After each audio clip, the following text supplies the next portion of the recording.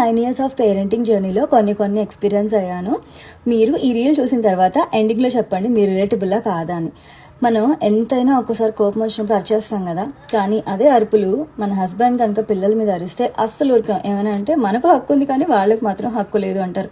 ఇది ఎక్కడ హక్కు, ఇది ఎక్కడ న్యాయం? ఉంటే మదర్కి ఫాదర్కి ఈక్వల్గా ఉండాలి కదా. ఒకసారి ఆలోచించండి. రోజులో ఎప్పుడో ఒకసారి అనుకోకుండా వాళ్ళని ఒక మాట అంటాం, కానీ వాళ్ళు లేచున్నప్పుడు మాత్రం అపాలజైజ్ చేయగానే వాళ్ళు పడుకొని నిద్రపోతున్నప్పుడు దగ్గరికి వెళ్ళి బుజ్జి కన్నా బంగారు అని నేను అలా బిహేవ్ చేసి ఉండాల్సింది అని చెప్పి మనసులో అనుకుంటాం అనమాట. ఇది ఎక్కడ న్యాయం చెప్పండి మీరే. రోజంతా ఇంట్లో ఎప్పుడైనా ఉన్నారో, ఒకరోజు స్కూల్కి సెలవు పెడతా ఉన్నారనుకో, రోజంతా టీవీ చూస్తుంటే పని పాట లేదా అని టీవీ చూడొద్దు అని స్కూల్లో తరుగుతాం.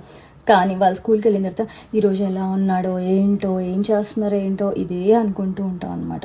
వాళ్ళకి ఒక్కసారి ఏమైనా ఫుడ్స్ చూసినప్పుడు అమ్మాయి అది చెయ్యవా, నేను ఈరోజు తింటాను అని అడిగినప్పుడు మనం వెంటనే స్పాంటేనియస్గా నోవే అని ఆన్సర్ వచ్చేస్తుంది మ్యాక్సిమం నెంబర్ ఆఫ్ టైమ్స్.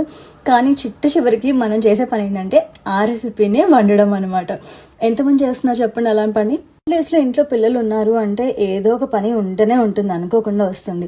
కానీ ఒక్కసారి వాళ్ళకి స్కూల్కి వెళ్ళిన తర్వాత మనకు కొంచెం ఫ్రీ టైం వస్తుంది. ఆ ఫ్రీ టైం వచ్చినప్పుడు పడుకొని రెస్ట్ తీసుకోవచ్చు కదా, తీసుకోమన్నమాట. మళ్ళీ వాళ్ళ గురించి ఆలోచిస్తూ ఉంటాం. అదే మదర్ చేసే పని మ్యాక్సిమం టైమ్స్ ఫాదర్ కూడా చేస్తారు అనుకోండి. I don't know about that version. నా గురించి చాలా ఇంపార్టెంట్ పాయింట్ కంపారిజన్. చిన్నప్పుడు మేము అలా ఉండేవాళ్ళం, అది చేసేవాళ్ళం, నువ్వేంటి ఇలా ఉన్నావు, ఇది చేస్తున్నావు అని చెప్పి తెలియకుండానే మనం మన పిల్లల్ని కంపేర్ చేస్తూ ఉంటాం వేరే వాళ్ళతో, మనతో.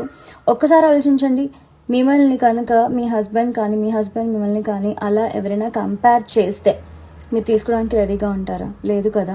సో మనం ఎంత కొత్తగా ఫ్రెష్గా అన్నీ నేర్చుకుంటున్నామో పిల్లలు కూడా అలాగే నేర్చుకుంటున్నారు. So never ever compare your kids with your self or with anybody. So ఇదే నేను తెలుసుకున్న ఒక మంచి పేరెంటింగ్ టిప్ అనమాట. నేను అదే ఫాలో అవుతూ ఉన్నాను. సో మీకు కరెక్ట్ అనిపిస్తే మీరు కూడా ఫాలో అవ్వండి. ఒకవేళ నేను చెప్పింది కరెక్ట్ అనిపిస్తే కనుక ఒకసారి మీ ఫ్రెండ్స్ అండ్ ఫ్యామిలీతో ఈ రీల్ షేర్ చేసుకోండి. Thank you for watching. Bye bye.